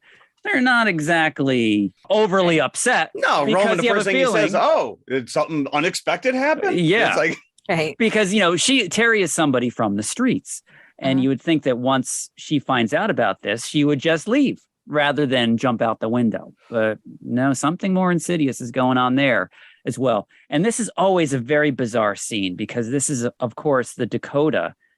And they filmed this where John Lennon was shot on the sidewalk, which is the front of the building. But it So- was years before that happened. Years before that happened, but yeah, I can't help but associate that with this, this particular scene, especially because Terry had met Rosemary in the laundry room previous to this. And Terry tells how this couple, took her off the street, got her off of drugs, and really are like parent figures to her. And they're just weaning her, for this. Minnie is yelling at Roman, I knew she wasn't open-minded. Right. My opinion is we shouldn't have told her. You never know how people are going to feel about it, right? So To their credit, We're going though, to impregnate you. I tried to do it on the up and up the first time. It didn't work. I think we need the element of surprise. I don't think we need to announce this. Open-minded. I don't think anybody's that open-minded. Can I think about it? Yeah. Let me think about it. But yeah, but it is funny how it's Guy who initially resists going over to dinner, and then immediately it's Rosemary that doesn't want anything to do with them, and right, Guy's because all all of on a sudden board. he has a good time, and she's like mad that he wants to go back and hang out with Roman. Mhm. And they're totally buttering him up at that first dinner. Oh yeah, I saw you. You made that gesture. He goes, "Oh, you mean when I did when I did my hand like this? Yeah, that's exactly it. That was a great gesture." Yeah. Yeah. And then, but the whole thing doesn't work without him because Minnie brings the chocolate mouse, the moose. True. Which is terrible because she is suspicious of this thing. If you think about it, if she had eaten the entirety of it, she would not be aware at all because she only had a few bites. She was aware of what was going on. Yeah. Which is terrible. Yeah, I don't terrible. even. This scene just So what's the haunts me. takeaway? Just eat the whole moose? Is that what you're implying? She's like, it has a chalky taste, and he's like, oh, Yeah, well, don't. She brought it over. You should eat it. He's like being really pushy about it. That's to numbify you, honey. Yeah. And the way he gets her to eat it is just really distasteful. It's just like, well, then forget it then. Right. Then don't eat it. See what I care. Right. This passive aggressive. I'm just going to sulk the rest of the evening if you don't eat it. Mm-hmm.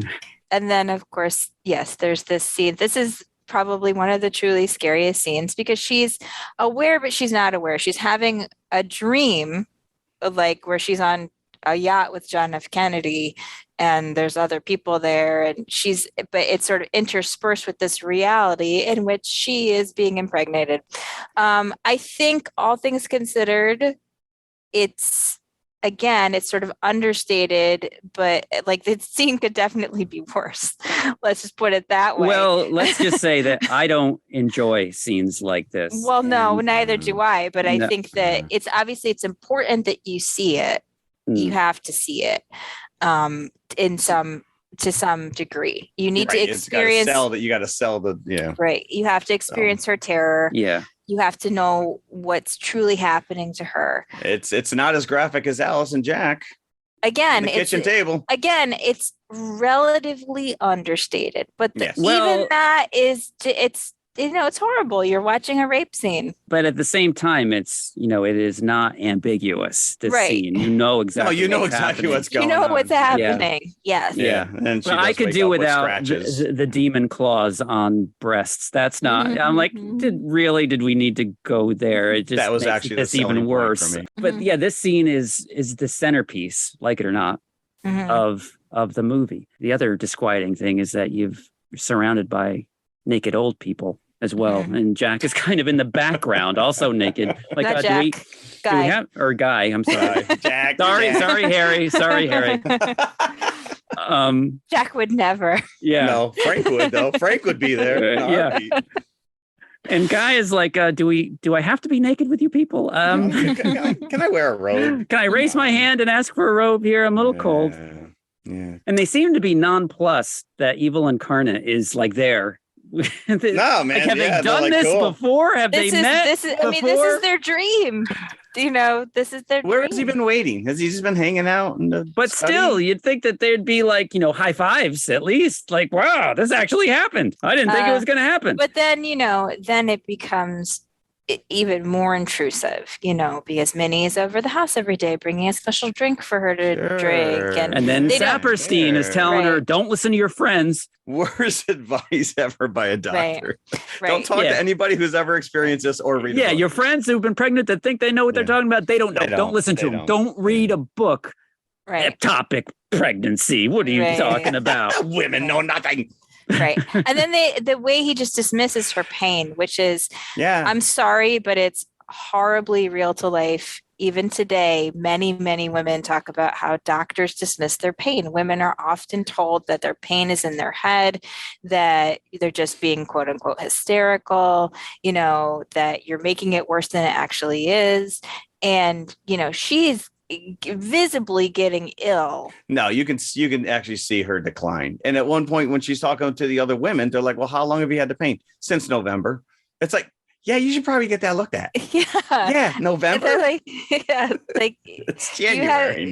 Your doctor says this is okay. And they're all smoking. He's smoking a pipe around the pregnant woman.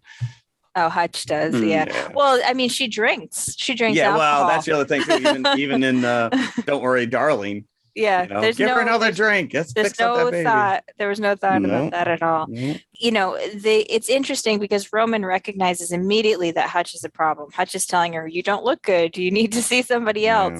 Hutch asks questions about the tannis root in the charm, and of course, he does want to meet with her to give her this book, and they get rid of him very quickly because he's a problem. He might make her start asking questions.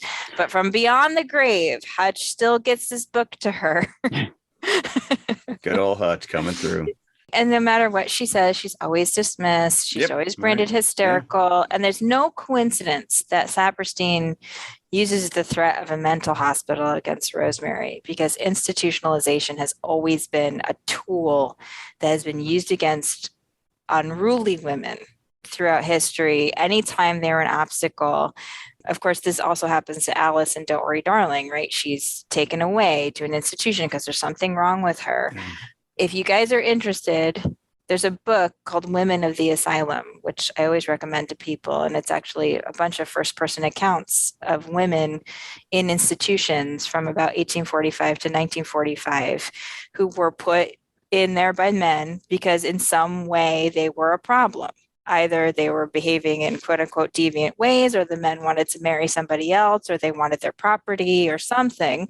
But this is how men get rid of women. They threaten them with mental hospitals. And so for Saperstein this is not meant to be a how-to guide, okay? No. My wife would put me in a mental institution long before I'd ever get around to putting her in. We know who rules this house. And of course she's scared of that because she'd be even more powerless in a mental hospital, so she's not quiet and compliant. If she's not a good girl, they're going to put her away. This is more disturbing than the demon rape. Yes, it is. This whole treatment of women. Yes, it is. And I'm really impressed, actually, by Ira Levin's sensitivity in writing this character, because I think he really gets at that emotional helplessness, that she has in the book. One fun side note, and I don't think it was mentioned in the film, but it's mentioned in the book, is that salt makes her feel sick. That keeps away the demons. Yes. Yeah, salt I just saw that in Hocus Pocus. Yeah, salt is a traditionally purifying element in folk magic. Because you throw salt over your shoulder to blind the devil, or you use a salt circle to protect you from demons or whatever. She's got the stink of the demon all over her. When she eats salt, it makes her feel nauseous. Yeah, well, apparently raw liver.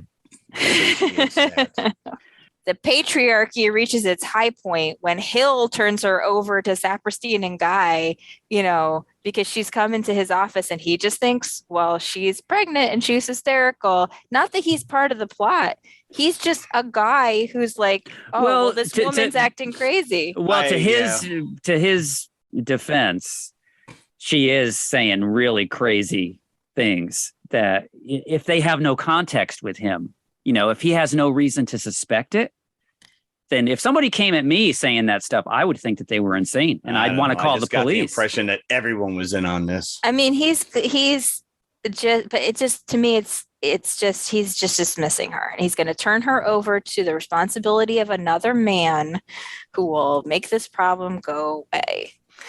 And this is what I mean. She's just trapped. She's trapped not only by the circumstances she finds herself in, but by the constraints of the society that's around her, where she really has no way out. And she tries at the end, she's trying to call all of her girlfriends, right? She's trying to call all the women she knows who she knows will help her. And she can't reach them. You were talking about the book that Hutch gives her from Beyond the Grave. At this point, she has no reason to trust Guy. Yet she's like, "Oh yeah, this is a book about witches I'm reading right now." And then let me have that book though. Yeah, let me have that right now. And it takes her way too long to take off that charm. I'm like, you need that needed to happen like an hour ago. Now I'm wondering if this was a deleted scene or if there was a clue elsewhere in the movie, but she asks Guy to show her his shoulders because she's looking for a mark that would implicate him, which he doesn't have. I'm surprised that they didn't actually show at some point, maybe I missed it, that he did have a mark somewhere. No, he doesn't. No, and that's not in the book either? Yeah, it's not in the book. He's shoulder, both of the shoulders, and then, they're not there. But I think, for me, the saddest part of this film is the ending of the movie. They break her in the end. They get her because no matter what, and Roman is smart actually, because the rest of the coven clearly wants to tell her her baby died and you lost the baby, and they are all kind of watching her and medicating her, so that she just sort of stays in a drug state and is not really aware of what's going on. But Roman realizes when she comes in the room at the end, and she sees the black crepe wrapped cradle, that she's the baby's mother and that he can use that, and it kind of manipulates her into that at the end. It is her baby, it's half of her, which is just a terrible thing. But it is her baby. I don't know. He's taking a chance though, because she could very well take it and jump out the window. Because the closing shot is an aerial shot of the apartment building. Mm-hmm. And I'm like, this is where this is going. She's going to take that baby and jump right out the lullaby. Because she's singing a lullaby to her baby. Yes, I get it. It's her baby. I immediately thought the exact same thing. This is the only way this can end. No, apparently she's which is a scarier, because that would be too cathartic. They don't want to end it cathartically. Yeah, so, they want you to be heartbroken. Yeah. Nice going, Polanski. Actually, it's Ira 11. I waited 70 years for. Oh, that's true. I guess I got to blame Ira the 11 writer. spot. The one cathartic thing is she spits in Guy's face. I know. It's like you. Yeah. You can just wipe it away. It's so horrible when he's willing to ignore that ever happened. Just move to Beverly Hills. Yeah. And he's like, and we're going to have other kids and it's going to be great. It's like, great. Are they all going to be demons? No, that is not going to happen. So just one. I just got one demon child. You could see an argument years down the line. Well, hey, you didn't eat all that moose. All the mouse. Yeah. Man, how do you buy shoes for cloven feet, by the way? Yeah, it's I think it's a very unsettling movie, but not because it's like The Exorcist, or not, it's not super gory. It's not. Yeah, thanks. It's even worse than I expected. Thank you. It's one of those disturbing movies. Yeah, no, it is. Audiences ate it up. On a $3.2 million budget, that seems just unbelievable. Looking at today's figures, but I'm curious how much that is when you adjust for inflation. But box office, it was $33.4 million, so a hit. As we said, it inspired a number of copycat type movies, and it even got its own made-for-TV sequel. Look what's happened to Rosemary's Baby, starring Bruce Willis as the voice of the baby, and and John Travolta as Guy stepping in. Danny Bonaducci is. Apparently, it was so terrible that it only aired once and was never seen again. Ira Levin did write a sequel to this called Son of Rosemary. He wrote it in 1997. So like quite a long time after he wrote the original story. I've never read it.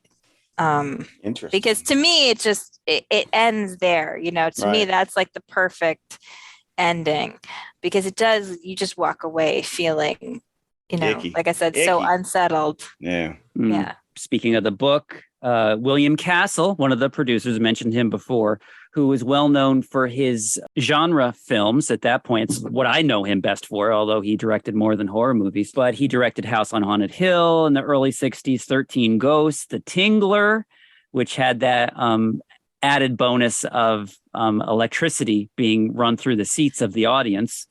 Also, he produced and wrote the movie Bug from 1975, which is also on my disturbing movie list. What he had done initially with this book was he brought it to Robert Evans, and it wasn't even published yet. But Evans purchased it. And so he and Evans co-produced this movie, but they didn't want him to direct it because they knew he was a B-movie director. They wanted somebody else to direct it. Paramount got their hands in here. And thankfully, I don't know what Castle would have done with it. It would have been a completely different movie. But they got Polanski in, who gave it that touch, that European sensibility, as they say. But Castle is in the movie. He is the man outside the phone booth waiting for Mia Farrow to get off the phone. You think it might be Saperstein, actually, because his back is to the camera, but it's not. And there is rumor, although this has been debunked, that Alfred Hitchcock turned this down. But I don't think that ever actually happened, that he was even thinking of doing this or they ever brought it to him. Right. Yeah. Which is bizarre. Who knows? Sharon Tate was considered by Polanski. Tuesday Weld, also considered. Jane Fonda, who was busy doing Barbarella, so she couldn't do it. Patty Duke, who played Rosemary in the made-for-TV movie a few years later. And Goldie Hawn was considered. Wow. That would have changed the trajectory of her career. Robert Redford considered for the part of Guy. They really wanted Redford. I know that they really wanted Redford. They wanted a matinee idol type. They wanted somebody who was like a golden boy. Completely against. Imagine that, though. Imagine that. I wouldn't be able to look at him the same again. No. Yeah, would have changed his trajectory. They also considered they also considered Jack Nicholson for this. They thought he was too sinister. Like no. Yeah. I mean, Cassavetes is good. You know, he kind of makes you believe all the levels, you know. I think in this, which is important. They also tested Burt Reynolds. He's like, oh, can I slap Dom DeLuise in this movie? Then no, I'm not going to do it. Listen. So what did we think then, Jeff? You survived. I did survive. I'm not really sure what to make of this. Because to be honest with you, even though we've just dissected it and there's a lot more layers going on, just watching it for the first time with my expectations, to me, it's nothing more than a drawn out episode of Twilight Zone, which could have been condensed down to a half an hour. It's all about that punchline at the end. Where we talk about Don't Worry, Darling, that sets everything up and then fails. This carries through. This is very foreboding. It's this slow decline and breakdown of this woman. And like you said, she has no recourse. She is being manipulated. She is being controlled from the beginning. And the ending is horrific. But yeah, it is an extended Twilight Zone episode for me, and not horrifically terrifying. Although it is not. Terrifying. It wasn't at all. Although I will tell you, when Hutch was cutting up that veal, you gotta let that set for about 20 minutes because those juices got to get real. Although I will tell a personal story here really quickly, which is that apparently my parents saw this on their first date. And my mother didn't speak to my father for 2 weeks. After I saw this film. He didn't make the movie.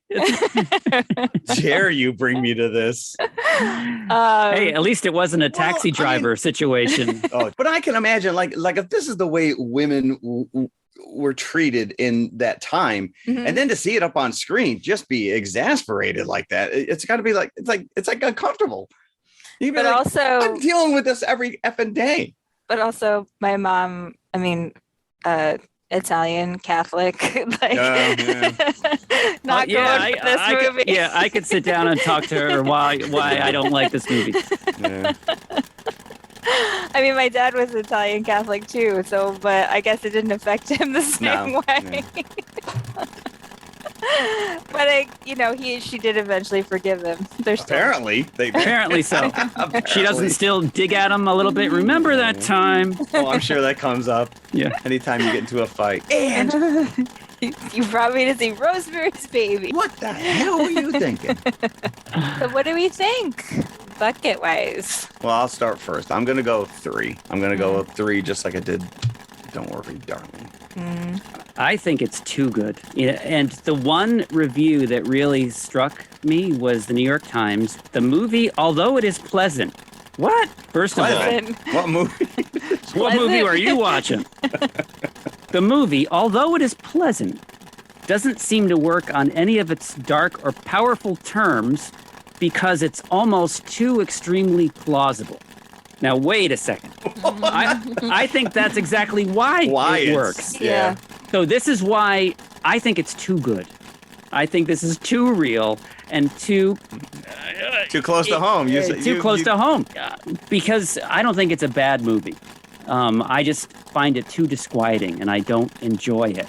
I'm going to go the same buckets I gave Don't Worry, Darling, 3.5, because, it is not my cup of tea, but I realize it is a hallmark of cinema. It's a good movie. It was very disquieting, very disturbing, so it worked, but I don't think I'll watch it again. I think that this movie is just a template for so many films that came after it, not just satanic possession movies, but just this kind of like classy, understated horror, where it's just trying to like worm its way in to your consciousness. So I think this is probably like a 4.5. Yeah. I think this is a great movie. This is the first thing I thought of when I saw the Don't Worry, Darling trailer. And obviously so many parallels between the two films. Yeah, no, like I said, top of the show, it definitely was a good pairing. I appreciate that's not for I mean, I've watched The Exorcist more than one time, so I appreciate that this is not for everybody. I've seen The Exorcist 100 times a night, and it just keeps getting funnier every time I take it. Yeah.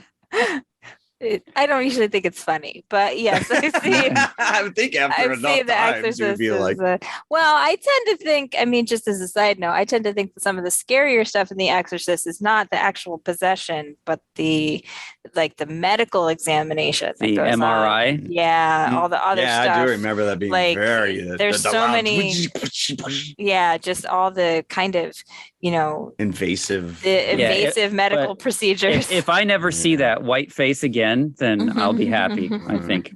I will tell you, she gets needle in the arm not once, but like twice in this movie. And it looks like they're really sticking the needle in It's funny because my son was like, that needle is huge. Yeah, that's like very needles now are like so thin and like they it was like a 12 gauge. I can draw a pint of blood in a second. Apparently, there's a secret prequel. Say that 10 times fast. Secret prequel being made right now called Apartment 7A that I deals with Mrs. Gardenia. Is it about Roman's father, about Adrian Mercado, maybe? Well, it's still under wraps, but it's heavily rumored to be a prequel to Rosemary's Baby. I mean, to me, the only thing it could be would be Mercado, right? Yeah, because you'd have to, right? Yeah. But we'll see. All right, so we made it. What else did we do this week? On the subject of Hollywood, I did recommend earlier, You Must Remember This, which you should be listening to if you're a film fan. But I'm listening to the audiobook of a book. It's called Red Carpet by Eric Schwartzel, sorry. And this book is about the influence of China on Hollywood films. Ooh. This is one of the most fascinating things I have ever read, because the influence that China has exerted almost to the point of censorship on Hollywood films since way before you think it started. This goes all That the way is back. so interesting. You say, is this a current book? Yes, it is. It's called Red Carpet. It's by Eric Schwartzel, Schwartzel. It is so fascinating. It is really an illuminating look at the kind of almost craven lengths Hollywood has gone to get the Chinese dollars at the box office. That is so wild that you say that, because I just had a discussion with someone the other day. They were talking about Maverick, Top Gun Maverick. Yep. And the changes that were made. The fact that they go so far out of the way, not to mention the other force, the other country that they are battling against. And also there's changes to Maverick's jacket that were made to accommodate Chinese censors. Yes, there is. Yes, wow. This is, and that's how recent this book is, because they mention Maverick in the prologue. Okay. Go out and get it. Wow. Listen to the audiobook. It is so fascinating. Jim, what have you been doing? Well, I already mentioned what I've been obsessed with this week. Regal, over Halloween weekend, is showing the original George A. Romero Dawn of the Dead in 3D, no less. So let me just set the scene. I went to go see Don't Worry, Darling right after work. So I'm by myself. I'm armed with my notebook and my popcorn, and I'm entering the theater, and suddenly I hear Goblin. Like, and then I hear the unmistakable tones. I don't know how they did this. They must have got a sound alike, unless the guy's still alive. Because the same guy, it sounds like the guy who did the original trailer, the voiceover for the original Dawn of the Dead 1978 theatrical. In 1978, George A. Romero. I almost threw my popcorn and my notebook. Like, those two girls behind you were like, look at this old guy. What's he doing? I thought I was in the Matrix. I was like, what the frick is happening here? You're making this just for me. And then like, dern. And I sat down in disbelief, and just, I was almost like in a happy coma from that point on. I couldn't believe it. And then it says, in Regal. And I immediately I'm on my phone, like seeing if it was at this Regal. And it is. It's going to be showing at my local Regal for 4 nights, 2 showings a night. Wow. So I'll be there. And I have been in 3D. Yeah. So again, the first 20 minutes of Don't Worry, Darling, I was kind of like, my head was still spinning from this, and it still is. So you watched the trailer. I watched the trailer. Okay. A very exciting trailer. Yeah. It was enough to catapult you. Yes. Are either of you watching Andor? Not yet, because we got home. I was going to say, you've been on away. The day that it came out. So all right, we will get caught up yet. We will talk about this, because I think it's 12 episodes. We're 4 episodes in. Really liking what they're doing here. So that's all I'll say about that. Well, Rogue One is my favorite Star Wars film. Well, mine as well. Well, maybe not the Empire.